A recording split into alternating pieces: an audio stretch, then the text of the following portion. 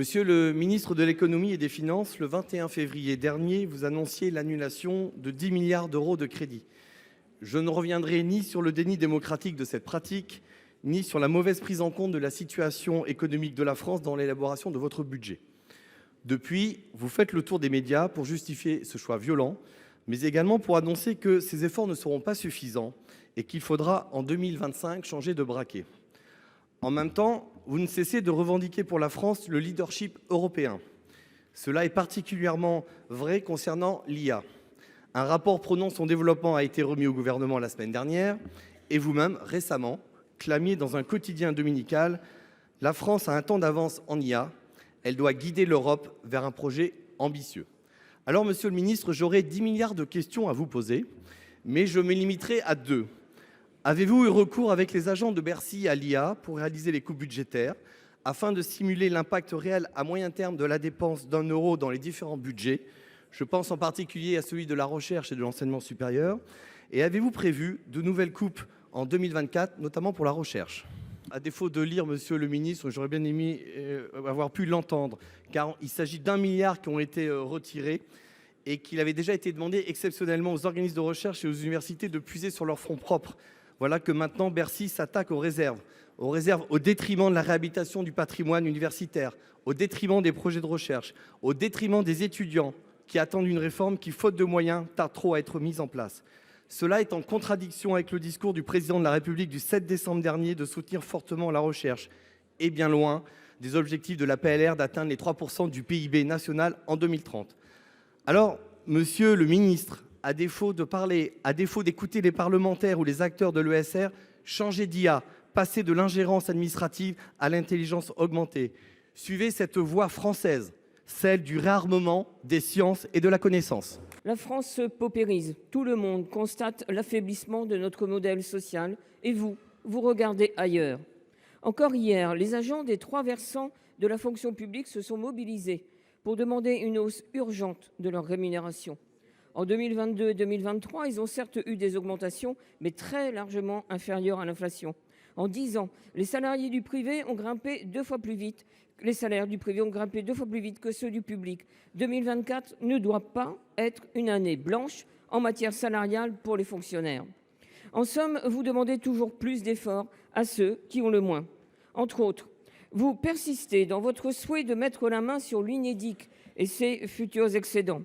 L'argent géré, qui, je le rappelle, est le fruit d'une assurance, devrait pourtant être exclusivement destiné aux chômeurs et non à combler les déficits que vous creusez.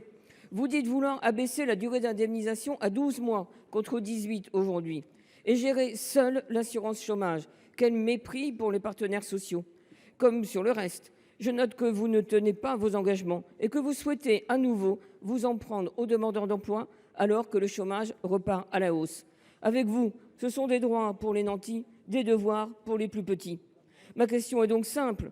Quand allez-vous cesser de concentrer les efforts sur les Français les plus modestes? Merci Madame la Ministre pour vos réponses, mais vos chiffres, je vous le dis, je les conteste. Je les conteste car la réalité quotidienne de nos concitoyens, la réalité quotidienne des fonctionnaires, elle est tout autre. Vous avez simplement oublié de parler du niveau et du taux de l'inflation. Alors on peut revenir même à des dizaines et des dizaines d'années en arrière, c'est faux. Concernant la question de l'assurance chômage, c'est encore un engagement que le gouvernement ne tient pas, que le président de la République ne tient pas. Sa réforme de l'assurance chômage, elle devait aussi tenir compte de l'évolution du chômage. Or, les emplois sont à nouveau en perte. Le chômage remonte. Alors cela, vous l'avez oublié. Tout comme vous oubliez de préciser que dans France Travail, combien de millions d'euros sont supprimés dans le cadre des 10 milliards d'euros d'économies annoncées par le Premier ministre. Combien? Dites-le. Monsieur le ministre de l'Intérieur et de l'Outre-mer, un nouveau centre de rétention administrative a ouvert le 5 février dernier à Olivet, dans mon département du Loiret. Cette ouverture s'est déroulée dans un contexte difficile, avec le sentiment d'une certaine impréparation, le Loiret étant un département particulièrement sous-doté en policiers, en magistrats, en greffiers et médecins, tous indispensables dans les processus liés à la rétention administrative. D'où l'inquiétude évidente manifestée devant la montée en puissance très rapide de ce centre. Monsieur le ministre, je souhaite vous alerter et alerter par la même occasion le gouvernement sur la nécessité de pouvoir le plus rapidement possible tous les postes, dans la police, la justice, la préfecture, liés à l'ouverture de ce centre. Les personnels affectés au CRA, dont de nombreux jeunes policiers sortis de l'école, doivent être soutenus, accompagnés, y compris pour veiller à ce que leur mission s'exerce dans le respect des principes fondamentaux de la personne humaine, alors même que le profil des personnes retenues sont de plus en plus difficiles, de plus en plus jeunes, compte tenu notamment des instructions visant à privilégier le placement des profils les plus dangereux pour l'ordre public. Au-delà du centre d'Olivet, le constat est largement partagé. La mobilisation des moyens financiers et humains pour ces centres est considérable, y compris au regard de l'efficacité et de l'effectivité réelle des mesures de l'éloignement. Les interrogations sont nombreuses et la contrôleure générale des lieux de privation des libertés nous a alertés l'an dernier à ce sujet. Il est temps de nous interroger sur les procédures, le fonctionnement et plus largement sur le sens que nous devons donner à ces centres de rétention, et ce dans le respect des principes fondamentaux de notre République. Monsieur le ministre, ma question est la suivante. La trajectoire établie par la Lopmi, plus de 1000 places supplémentaires, est-elle réaliste au regard des moyens à mobiliser et des mesures d'éloignement réellement exécutées? Permettra-t-elle réellement d'améliorer les conditions d'exercice pour les policiers magistrats, ainsi qu'une meilleure prise en charge des personnes retenues dans le respect des droits fondamentaux? Monsieur le ministre, vous n'avez pas répondu à la question qui était quels moyens pour les faire fonctionner, et vous serez le bienvenu dans le Loiret. Vous l'étiez d'ailleurs le tout 1er janvier au matin pour annoncer 10 policiers supplémentaires à Montargis. On les attend encore.